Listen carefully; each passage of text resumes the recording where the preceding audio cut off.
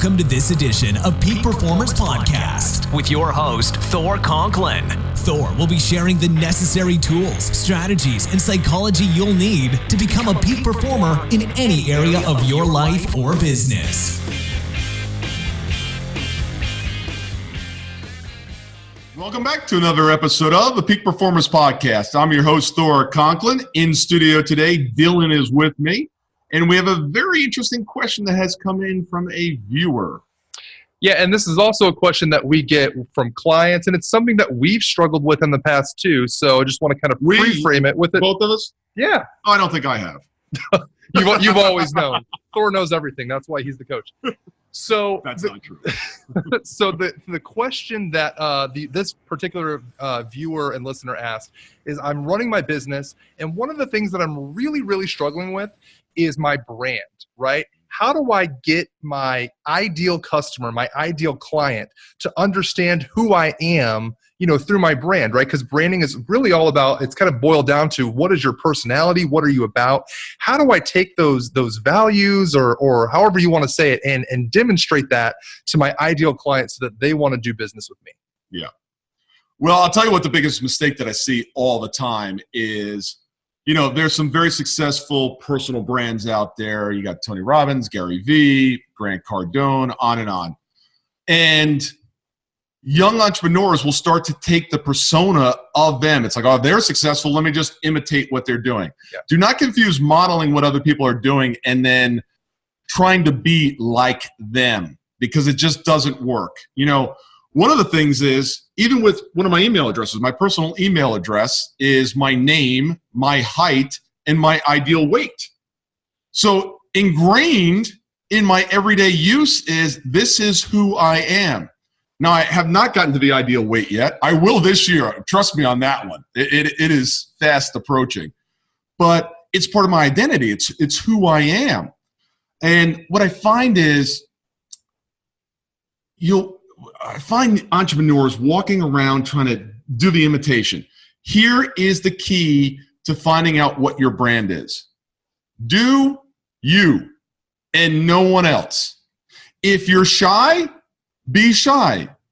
If you're vulnerable, be vulnerable. As a matter of fact, if you're not vulnerable, get vulnerable, because that will help brands tremendously. Tell them not only what's working great, tell them that what isn't working. There was a video on Facebook recently, and this guy is like, oh, I'm pulling up to my office, I'm getting out of my Lamborghini, and he gets out of a Ford or a Chevy Equinox or something. I don't know what it was.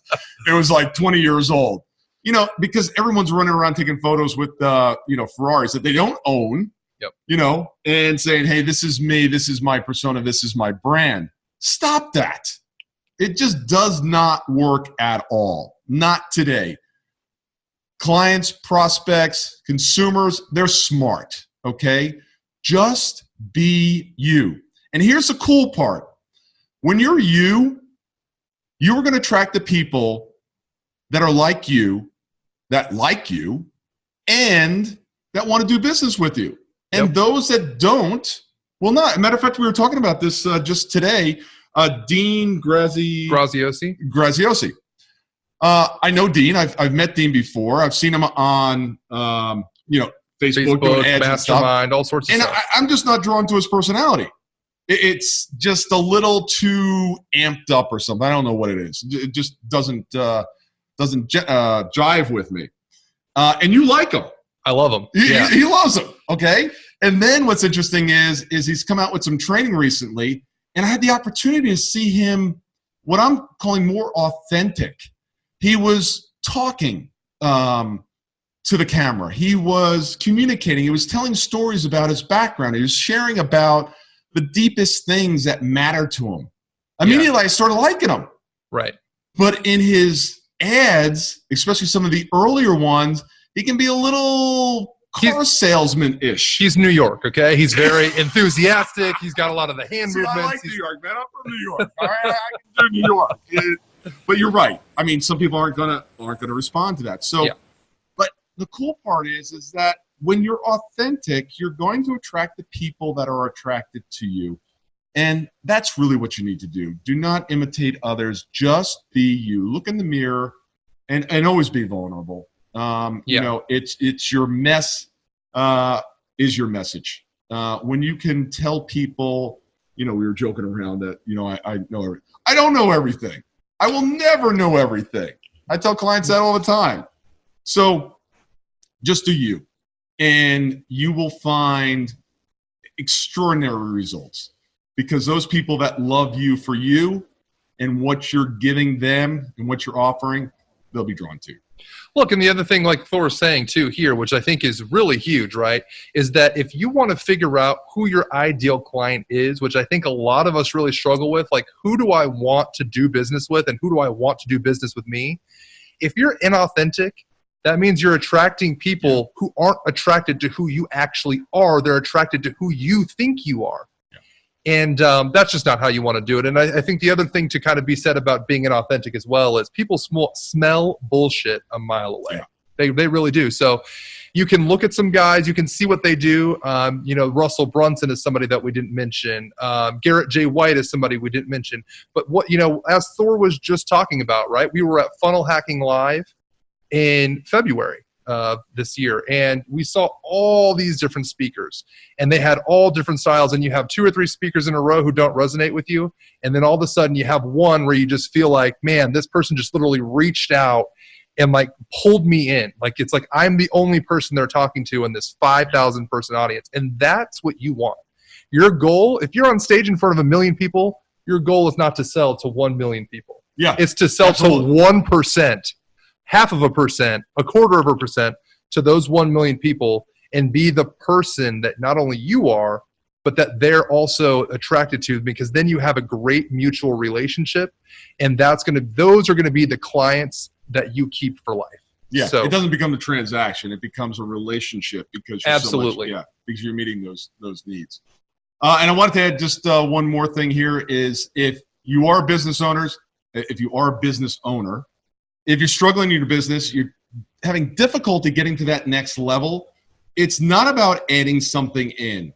Yeah. It's almost always something is getting in the way. You need to figure out what that is. You need to ask the right questions. You need to see the right things in your business. And it's so difficult. And that's why I have a coach. I have a coach because I don't see everything. I'm always asking Dylan, and I don't always like the answers. I'm like, Dylan, why are we running into an issue here? He's like, well, this isn't. I don't like that answer. But he keeps giving them to me. That's what he's paid for, or paid to do. Right. Paid to do.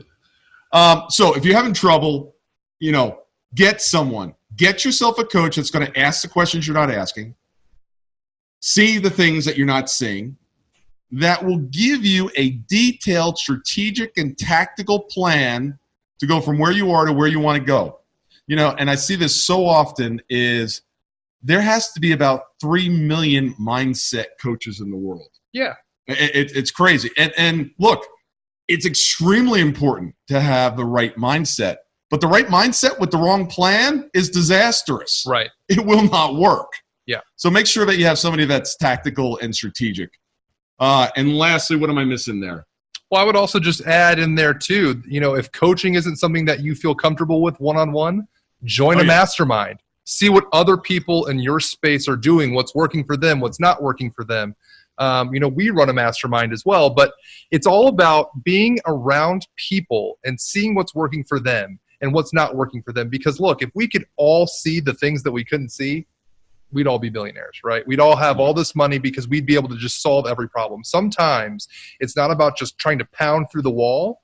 Sometimes it's about having somebody help you understand, hey, you can go over the wall. You can go around the wall. You can get 5 people that we can all slowly chip at the wall. It's about coming up with different problems, different ways to solve problems, and using that in your own business and kind of taking out of that what you can use even in your own personality, right, into your own brand.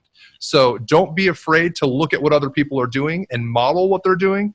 Just don't take it. Just don't steal it. You take what they are doing and apply it to how you would do it. That makes sense. Excellent. Have a great week. And we will see you back here on the Peak Performers Podcast.